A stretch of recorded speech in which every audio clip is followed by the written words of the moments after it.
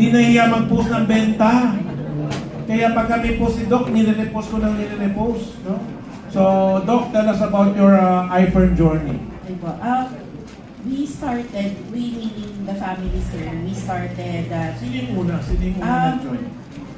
Corpo po yung kinuha namin, sir. Dapat sino yung nasa top? Sino ba yung unang Sister-in-law po, sir. Sister-in-law? Sabay-sabay po nilatagan yung buong family po. Sila. Sino yung upline ba ninyo? Si Jack po. Si Jack. Okay, Jack. Okay. Si Rudy po. Pumunta po sila sa bahay. But unfortunately, sir, nung gabi yun, hindi po ako present. So, ang nalatagan, sir, was yung brother ko po, yung wife niya, mother ko, at yung bunso ko kapatid, tatlo po kami. So,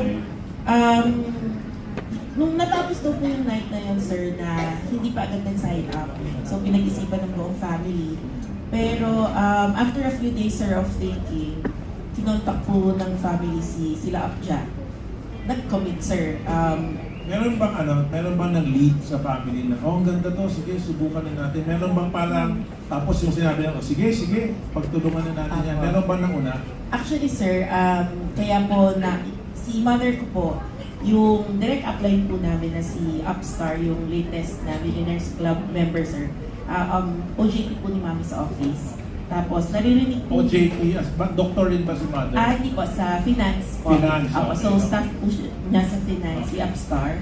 And nakita po niya, nasubaybayan niya mula OJT yung si Star, na pumapasok na, naka-Louis Vuitton. So, natutuwa po si mother. Iba, OJT, naka-Louis Vuitton. Si mother po, naka-Louis Vuitton. So, natuwa po siya for her. So, sabi po niya kay Upstar, Star, pumunta ka na nga sa bahay, turuan mo yung mga anak ko without asking ko ano yung negosyo ni Upstar. Pero dahil kilala niya si Upstar, so alam niya na maayos yung pinasok ni Star na negosyo. So, nag-scan po sila. Doon po nila nalaman na iFern pala yung ninenegosyo. What year is this? 2023, sir. Okay, August. 2023. So, mga 2 years ago na. Yes, sir. Okay. Apo. So, nilatagan po, nakita, and then after po ilang days ng pag-iisip, kumuha po yung family. Sa pag-uudyok ng brother ko, yung kuya ko po kasi nakita niya agad yung kitaan, nagmingwing ang mata. So sabi niya, gawin natin to, ang problema wala tayong puhunan masyado. Doon po pumasok si mother. So sabi lang ni mother, sige magluluwal ako ng pera, but we have to do this as a family, maayos to dapat. So sige po, nag-commit kami lahat, pare-pareho, kumuha. And then, sir, after just 2 weeks, we upgraded to Corpo kasi nag-move yung product, sir. Nabawi agad ang When you say nag-move, saan yung binibenta? sa mga kakilala, sir, package. Nakapag-sign up agad, sir. Opo. So, we upgraded. And then, after 2 months, sir, na kumuha kami ng Corpo, sir, na nabawi po yung puhunan, tapos yung worth ng product, sir, may inventory pa kami. So, nakita po namin maganda. Pero we started talaga, sir, na negosyo. Kasi nga, sabi ng kuya ko, negosyo head. Ikaw, doctor ka eh. When you say si brother gusto rin magnegosyo sa iFern, may iba ba siyang negosyo na ginagawa o ibang trabaho? Yung kuya ko po, works sa BDO, sir, sa IT. Okay. He's an engineer. Ang wife po niya is a senior manager sa Globe, sir. So lahat po buong pamilya natin, sir, mga empleyado. Okay. Never po kami nakapagnegosyo. First time po ito. Nakita lang talaga namin, sir, na maganda po ang marketing plan and maganda po yung products. Though nung time na sumali kami, sir, ang alam namin sa products is kung ano yung nakikita sa social media. Ako po, Fernsey, sir. So, admittedly, sir, we started as negosyo. Pero, sir, nung dumating po yung time na nagka-health problem ang mother, marami kami pinuntahang doctor, sir. She had a problem sa heart niya. So, sabi ko, ito, may produkto tayo sa bahay na dagdag mo to, kasi vitamins naman talaga. So, sir, after a month of taking Power Quattro, everything, sir, lahat ng meron sa bahay, sabon, lotion, lahat, toothpaste. Sir, after a month, normal lahat. Normal. Yes, sir, bumaba ang creatinine, ang BP, everything, sir. Hanggang sa yung complicated, yung mga pinaglanong procedure sa kanya ng cardio na sa puso, hindi na daw kailangan kasi she's 100% well. So, that's the first na parang testimony, sir, sa family na gumaganda yung health. And then yung father ko, sir, he was diagnosed with colon cancer. Ganun din, sir, na-operahan, early ang diagnosis. After 8 months of taking 4 and F collagen, everything, sir. He was declared cancer-free. Okay.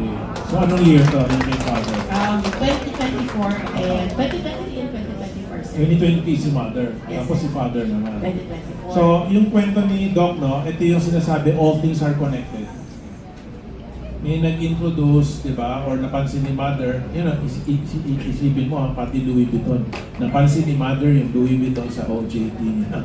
Punta ka sa bahay, kwento mo ano ang negosyo mo. Di ba? Tapos ngayon si Mother nagka-health concern, nandyan na yung iFern, nakatulong. Si Father nagka-health concern, nandyan na yung iFern, nakatulong. So ngayon, it's connecting na negosyo naman, no? Palaki na yung extra income. Doc, is the parang 178,000 kaya yata? Yes, If I remember correctly.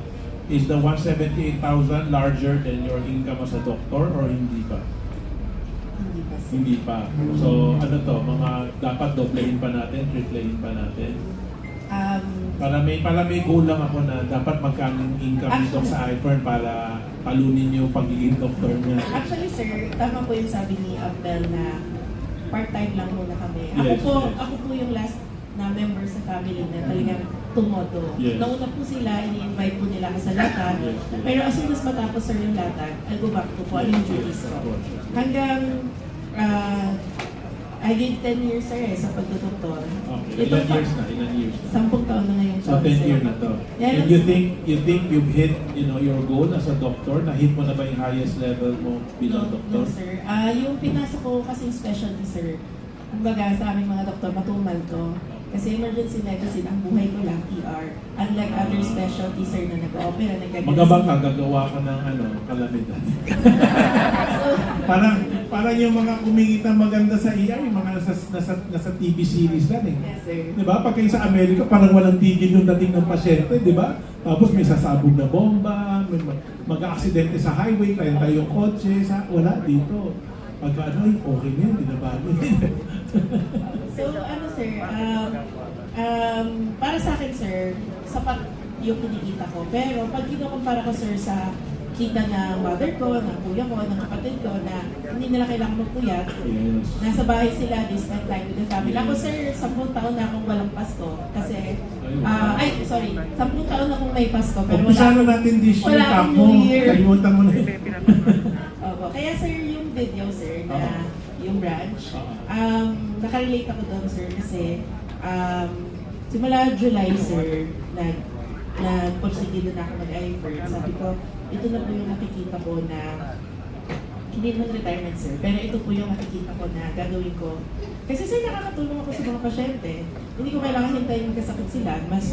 So, nagagawa ko yung pagdodoktor ko and kumikita, sir. So, July, sir, nagbawas po ako ng working hours sa hospital. Yun. Testing, sir. Maganda, sir, kumita. Yes. Tapos, binuwasan ko pa, sir. Buwasan pa, oh. August, sir, lalong tumaas. Kaya lang, sir, hindi ako nakapagpaalam ng maayos sa hospital. So, leave lang yon. So, hinanap ako ngayong... Okay. So, ngayong month, sir, medyo inayos ko na. Ginawa kong formal yung pagpapaalam. So, I did my last duty last night. Okay. Tapos, magaling po ako. Nasa iPad ka naman duty, mas malakas ang bigayan dito. Ayun, sir. Sabi ko, sir, kasi hindi pwedeng gagawin mo siya kasi yung kalahati lang ng paa mo yung nakapasok. Yes, that's true. Sayang po, sir. So, sabi ko, hindi ko naman kailangan hintayin na matalo agad ng iFern yung sweldo ko. Kasi mangyayari yun, sir, if I give more time to it. Yes, true. So, how can I give more time to iFern if hindi ko babawasan ng isa? Actually, Doc, ganun lang kasimple. So, kung whatever is your salary, example, 400,000 yung salary mo, tapos you do the 12-hour shifts. No, divide mo lang yung how many hours versus yung income mo.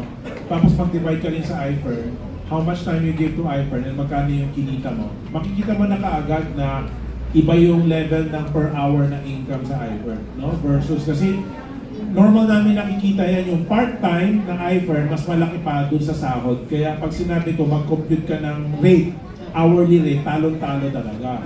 When you told me, you said you give yourself 10 years sa medical profession. What was the 10 years? What was the goal in 10 years? Sir, so 10 years, syempre, sir, sa pagdodoktor, sir, sobrang delayed yung pagkita mo eh. Oo. Ang laki ng puhunan mo, Yes. tapos makakapag-start ka magtrabaho. At mid-adults na, sir, Yes, yung mga yes. kasabayan ko, sir, mga boss na sa iba, ako, pag-graduate pa lang ng Oo, residency. oo, oo. So, ang goal talaga, sir, is habulin mo kung ano yung Yes, backlog yes. mo sa financial, Okay, sir. okay. And trinay ko naman, sir, ng 10 years. Hanggang sa Did you have like an income goal? Did you say na, okay, on my 10th year, dapat 1 million a month na ako? Ano yung ginawa mo sa sarili mo? That's what I wanted to gauge. Kasi para, so that I can give you the right advice. Okay po. Dati, sir, ang pangarap ko lang is to earn 500,000 a month. Per month. Kasi, sir, sa email ko, lucrative na po yung Yes. 500. Yun na po yung Mataas na yun. sumasakay Kumbaga, sa ano na yun? cruise ship, sir. Okay, okay. Opo, pag po sa Pilipinas, sir, 300, 400. Okay, Opo. okay. So, yun So, lang. so now I get it, no? By the way, Doc, share ko lang, you remind me so much of my sister. Kasi yung sister ko, ganyan na ganyan yung itsura, mas patangkad lang siya. Yung sister ko, 5'7". Okay, yun na yung pinagkaiba ninyo height, no? Tapos my sister looks like her, okay? Tapos, yung sister ko kasi, ano siya, nephrologist siya. Tapos, yung dati palagi ko naabutan, umiiyak yun. Kasi pagka ang pasyente binigay sa kanya, malapit na mamatay. No, siya yung nag-aayos ng timpla ng mga gamot kasi hindi na alam ng mga ibang doktor anong gagawin. Ipapasa na sa kanya. Tapos, genius kasi yung sister ko eh. Yun, graduate na high school, valedictorian. Tapos yung nag-graduate siya sa UAR doctor, number 2 siya sa top. Kaya siya number 2 kasi namin yung mga namin yung extracurricular activity. No, yung graduation nila lahat dun sa kanya nagbabaw yung mga classmate niya. Kasi yung nag-first place, nag-absent ng examination, yan in hospital. Masyado smart eh. Nag-absent ng examination, kunyari may sakit daw. So, nagdagdagan daw ng 1 week yung yung review. No? So anyway, right now, because namamatay yung mga patient niya, ayaw niya nung gano'n, para masyado siyang attached. So right now, she's working with a global pharma company and she's head of clinical trials. Siya yung nag-head ng clinical trials para gumawa ng mga bagong gamot. So kaya sobrang taas nung sahod niya. And the clinical trials are happening in different countries. Meron siya sa Taiwan, meron siya sa Japan. So umiikot siya around Asia to do the clinical trials. Tapos pag may meeting sa US yung headquarters. And yung mother ko, palaging siya yung mother ko may mag-travel eh. Siya yung sidekick ng sister ko. Kung saan siya pinadala, sama yung nanay ko, nakiki-hotel room. So, anyway, she earns a lot because, head of clinical trials siya. So, what I wanted to say to you, connect ko lang isa pang storya. Yung daughter ko kasi, yung first year niya sa Ateneo, medicine yung gusto niyang course. Tapos yung second year, nag-shift siya. Sabi ko, why did you shift your course? Sabi niya, I got into medicine kasi nag-encourage siya yung lola, yung nanay ko. No? Kasi yung nanay ko, frustrated na doktor yun. Kaya yung sister ko, siya yung nagtulak sa sister ko na mag-doktor. Ang gusto ng sister ko, fine arts. Sabi niya, fine arts, walang pera dyan. Hindi na ganun ng nanay ko. So anyway, kahit hindi niya gusto mag-doktor, pati ka na doktor siya ngayon. So yung daughter ko, kamuntik na rin, magdo-doktor, second year nag-shift. Sabi ko, why did you shift? Sabi niya, the reason I got into medicine because I wanted to help people. And then I realized I don't need to become a doctor to help people. I will just copy my dad, meaning me, and hire doctors so that we can help more people. Okay? So I wanted to tell you na yung sinasabi ko, all things are connected.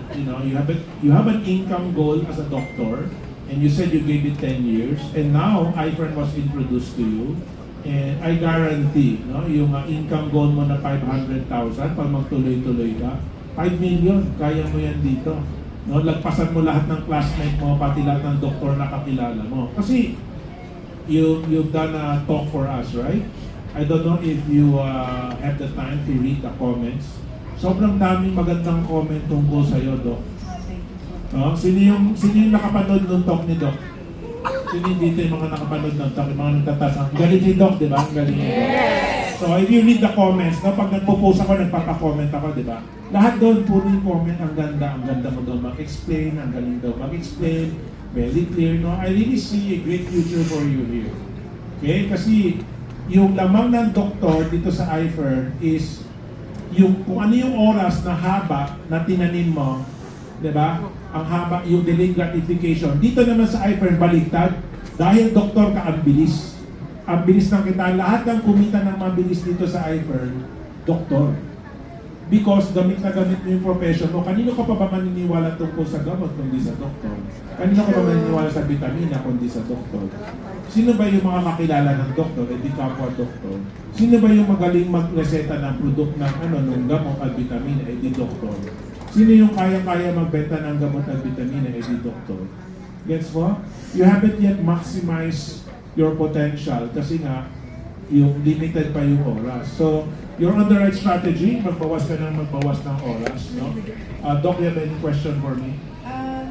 Sir, sa ngayon, sir, I've started, sir, na to tap or to contact yung mga barangay officials. Sir. Yes. Kasi nakita ko, sir, na mas nangangailangan yung ganung level, sir, Yes. na tao. Kaya lang, sir, ang na-encounter ko lang po na problem, sir, was they're asking, sir, for napakaraming documents. Yes. So, naisip ko, sir, sige, we could do that. We could comply with all the documents. Pero naisip ko, sir, sabi mo nung isang araw muna RBA with the seniors, na you go around, you go over, Yes, or you go yes, through the yes, problem. So, yes. naisip ko, if I can convince them to do it dun sa, like, hindi man legal, sir, yung sa barangay funds, Yes. i-convince ko na lang sila to use their personal funds Yes. for the greater good of their Yes. their mga nasasakupan. Yes. So, para, sir, mas marami naaabot yung produkto natin sa barangay levels. Yung maganda yung sinabi mo, Doc, and we are at a time in political, no? The political life in the Philippines, na parang bumalik tayo sa pandemic. During the pandemic days, walang choice yung mga politicians kundi sumukan ng pera. Kasi during the pandemic days, kung hindi ka namimigay ng Fern C, or vitamin C, or zinc, or vitamin D, wala kang naitulong sa taong bayan. No? So, yung mga politicians, whether they use public funds or private funds, obligado sila na mamigay. Okay? And right now, because sobrang daming batikos na nangyayari sa labas, senador, congressman, DPWH, ang dami, puro galit na yun. Galit yung mga tao sa politician, galit yun sa mga nakinabang. So, now is the time again na kailangan nilang makalesbak sa taong bayan, no? Whether it's vitamins or medicine or outreach, kailangan nilang gawin ulit yun. So talagang dun talaga papunta yun. People are highly motivated to do that right now, no? Kasi kung hindi nila gagawin yan, hindi nila maibsan yung galit ng taong bayan. Tuloy-tuloy yung galit ng tao kung wala silang may papakitang maganda. Okay? So, sa akin, you go first where you have the biggest influence. If you're successful in getting doctors, continue to get that. No? Sobrang daming doktor sa Pilipinas, hindi pa tayo maubusan ng doktor. And I think a lot more doctors are in a worse case than you. Meaning to say, hindi ganyan level yung kita nila. Na very open sila na kumita ng mas malaki in other ways kasi yung medical profession na hindi ganun kalaki, no? Ikaw at least nasa 100,000 ka. I'm sure there are doctors earning less than 100,000. There are doctors na parang flat 100 lang, no? So, not all doctors are earning as well as you. Kaya marami pang naghahanap dyan. And at the same time, wala namang galit sa pera. Lahat naman gusto ng pera. Diba? Lahat naman gusto ng extra income. Lalo na, pasok sa profession nyo. Diba? I always use this example and I used it the other day, diba? Sabi ko, meron na tayo dito welder, diba? Downline, doktor na presidente ng hospital. Diba? Doktor pa nagtatanong ng dosage sa welder. Samantalang dito, doktor to doktor yung usapan. Diba? Kasi at the end of the day, the fact that we're in the memes book, the end na. Ano bang sasabihin ng doktor? Sasabihin ba niya scam? Sasabihin ba niya hindi legit? Tapos, meron tayong component, that's why we have Fern C Beauty, whatever, na nasa mercury drug, nasa drugstore. Pang credibility natin yun. World-class product, number 1 in the Philippines, nasa drugstore, para pang i-connect, ang kapatid niya, ang pinsan niya na produkto, Fern D, Fern Active, di ba, Fern Flex, parehong pamilya lang yan, di ba? Naglagay lang tayo para sa butika for credibility, naglagay tayo dito sa iFern para maximum income dun sa mga iFern distributors. Okay? So, you have another question? Wala, sir. Wala? Ay, naalala mo ako, sir, the other day po, nung Yes. sa mga seniors. one of our members, siya is concerned na nahihiya daw po siya maglatag sa doktor Yes, kasi nakaka-intimidate. Oo. I would just like to share with everyone na Yes. madali pong latagan ng mga doktor. Ang kailangan nilang pong baunin is your testimonials, your results. Kasi po kung bangga at bangga lang naman ang produkto, napakaraming alam po ng mga doktor ng produkto. But hindi po lahat ng produktong yon may alam silang results. Oo. So mas mai-impress po yung doctors kung pakitaan niyo po ng mga gumaling, yung mga ganon. Yung mga blood test, mga ganyan, di ba? Before and after. Paano nyo, mag-ready Doon kayo. po makukuha yung doctors. And also sir, yung panglatag natin sir na Yes. PowerPoint and Oo. also the flip chart, Oo. it's more than enough po. Maganda po yung laman. Narinig nyo nga, doktor na yung nagsasabi. Huwag kayo puro takot. Ang doktor, tao lang din. Mukhang pera rin yan. Pareho lang tayo. Kahit na doktor yan, mukhang pera rin yan. Di ba? One time I remember, tinatanong ko sila Bagwi. Sabi ko, anong sikreto sa oo? Nomi Edwin. Sabi niya, sir, pera. Gusto rin nila ng pera. Di ba? Iba-ibang lugar, pera din ang gusto. DPWH na pera gusto. Yung contractor nga, gusto pera. Okay, so bago tayo mag-end, no? Kasi hindi ko pwedeng tapusin tong night na to na hindi tawagin si Mother. Kasi si Mother is the, di ba, secret to everything, no?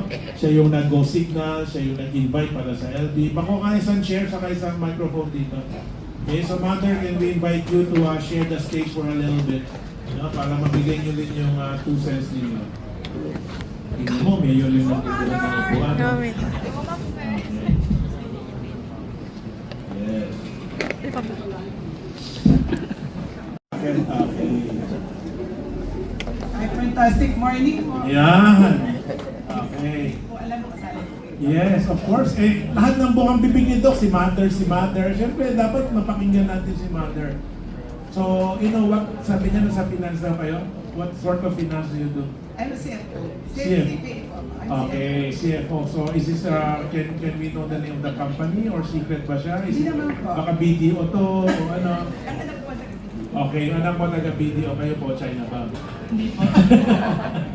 I'm connected po with SMS Global Technologies Inc. It's an IT company. Okay. I've been there for 27 years. Okay. But before joining private sector, I was a government auditor for 16 years. Yun. Nag-retire po ako sa gobyerno. So, when you say government auditor, anong branch po kayo? Commission on Audit. Commission on Audit. Sayang, wala na si Madam doon. Siya pala yung huhuli ng mga DPI. So, ma'am, sabihin nyo na lang doon sa mga kasamahan nyo dati, hulihin sila lahat. Ilabas na yung katotohanan. Okay, so, you said you have an OJT na naka-LB. Actually po, si Star started as an OJT. Si Apple Okay. Star. Okay. So, si started as an OJT, nilala ko. Oo. Then, within 10 years, he was promoted to be the head of the treasury Okay. under my team. Okay. Maayos naman po hanggang Oo. sa itinasali na sa kasal. Oo. Tapos yung husband niya, si Man, biglang hindi na umalis. Then Oo. nakita ko nga, naka-LV. Ako, Okay. naka-LV talaga. Pero, Oo. siyempre po, hindi ko na-expect Yes, na sa yes. edad niya, Yes. sa sinusweldo niya, Yes. yung fit na LV. Oo. So sabi ko sa kanya, start, pumunta ka nga sa bahay namin, turuan mo ang mga anak ko. Kasi po, gusto kong magka-business yung mga anak ko. Yun. Ma'am, being an auditor, no? Being a CFO, no? CFO, Chief Finance Officer, no?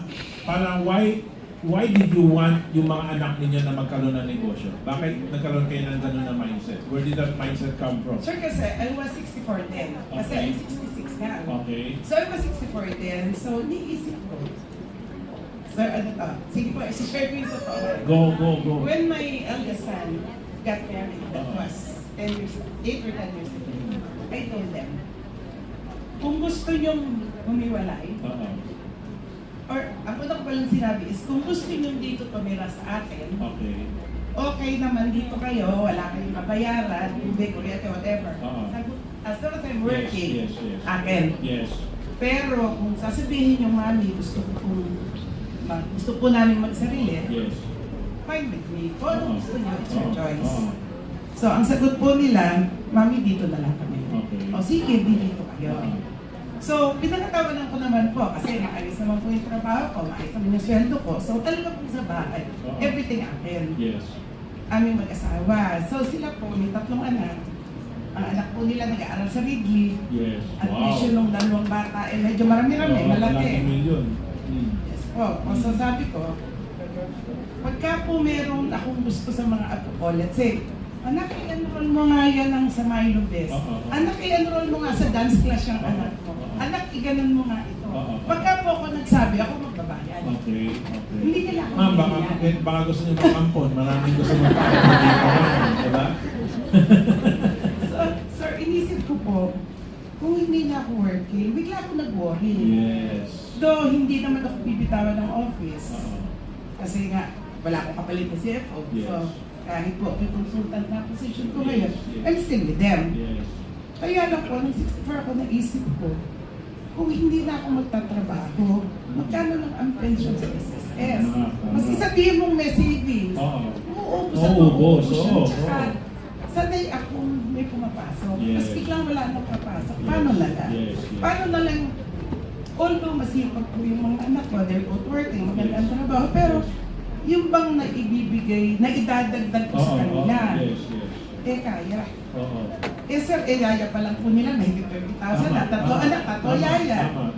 So, malaking ba, so naisip ko, ano ba ang pwedeng makasustain dun sa way of life nila Yes. na ako hindi na working. Yes, yes. So sabi ko, siguro kung may negosyo to, matuto, Yes. masaya na ako na meron sila tayo maidedire-diretso Yes. kung ano yung enjoy na buhay ng mga apo na. Yes, yes. So yun po ang So, ma'am, ang ganda ng sinasabi niyo, no? Talagang CFO level, no? Commission on Audit, CPA level yung turo. Kung ano yung thinking niya sa pagtatrabaho niya, yun yung in-apply niya din sa mga anak niya, no? Because pag mataas ang level mo, marami kang nahahawakan na tao, alam mo kung ano yung success and failure eh. Alam mo kung ano yung dapat gawin para maging successful at ano yung hindi ginagawa, kaya sila nag-fail. Tama? So ngayon, my next question would be, just for everybody to, probably appreciate, paano pumasa si iFirm dun sa requirement na kailangan ninyo na magkaroon ng negosyo yung mga anak ninyo? Paano pumasa si iFirm sa Commission on Audit? pumasa po talaga kasi yun nga. Si Dr. Ilocos, kaya po siya sa ibabaw kasi siya yung hindi ko na po kasi kayang tutukan yung Yes, of course, of course. Agree. Kasi may mga ini-strategize eh. Yes, yes. Sabi po nung eldest ko, Oo. after a week, mami, interesado kami. O, anong problema? Oo. Mami, problema namin, wala kami problema. Oo. So, ang sagot ko, o sige, ako maglalabas ng puhunan. Magkano ba kailangan natin puhunan? Mami, gusto namin yung family. Okay. That was 300 sabi Yes, niya. 300 plus. Sabi ko, sige. Maglalabas akong pera, pero siguraduhin nyo na gagawin natin ang tama. Yes. Kasi, ayoko nung sasaw-saw ka lang, maya-maya ayaw mo na, sayang ang effort, sayang everything is sayang. So sabi po nila, sige mami. And I trust my kid. After a week po na ginagawa na, actually po, nung dumating po yung product, kasi wala na po kaming idea. Puno po yung pick-up. Sabi ko, Nagulo kayo, puno bigla sala ninyo, no? hala, saan namin ito ibibenta? Nakakadami nito. Diba? Sabi mo, negosyo, hindi butika, diba? Hindi naman po ako makapagreklamo. Hindi ko naman masabi sa sarili ko lang. Yes, yes. Hala, saan namin ito ibibenta? Makadami nito, ayaw namin ito. Siyempre po, hindi ko po pwedeng sabihin sa Yes, mga anak ko yes. kasi ako nga ang promotor nito Yes, eh. yes. Wala naman ako magreklamo. Tawag doon, taking responsibility. Sige, tuloy po. Promotor, kaya napunta yan dyan. Yes. Pero po, masaya naman po ako na pinagbuti talaga ng mga anak ko. Tulong-tulong po kami. Then after a week, sabi ko nila, actually po yung mag-asawa nila. Yes. This is sa kanyang pagdodoktor. Yes, yes. Di ba nagbabawasan siya ng oras. Pipirmahan ko na yung adjustment schedule niya. After a week po, sabi ng anak ko, Mami, maganda talaga. Mag-upgrade tayo. Okay. So, magkano ka kung kailangan pa natin? Yes. Mami, mag-corpo tayo. That was almost 600,000. Yes, yes, yes. So additional 300 plus. Yes po. So, naglabas po ulit kami. Yes. Sige.